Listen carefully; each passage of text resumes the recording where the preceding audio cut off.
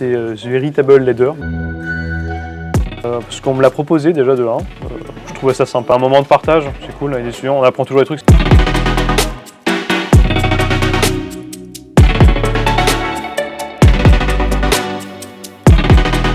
Au niveau des idées, je le trouvais vachement cool pour commencer à itérer assez rapidement des petits projets. J'avoue, au niveau du second thème, quand je l'ai vu, j'avais pas trop d'idées au début, mais genre 5 minutes après, ça a commencé à arriver. Et en soi, l'histoire a juste un petit peu changé, donc ça va, ça passe.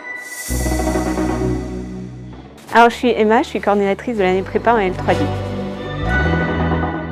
Emotional Game Jam parce que les émotions sont très importantes dans les jeux vidéo. L'émotion c'est quelque chose de fort. Donc on a eu notre responsable Eric Gélin qui a fait une thèse sur les émotions il y a quelques années. Et les émotions on les ressent soit à travers le personnage, on peut créer une émotion, un attachement avec un personnage dans un jeu vidéo.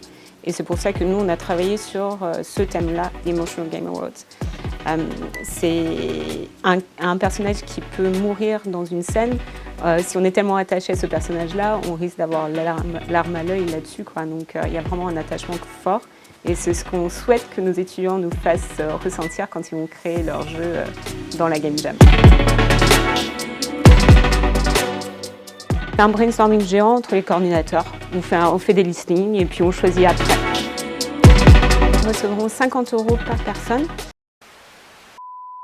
C'est ce vendredi 1er mars, à partir de 16 h, que nous découvrirons enfin les résultats de l'Emotional Game Jam. Restez connectés!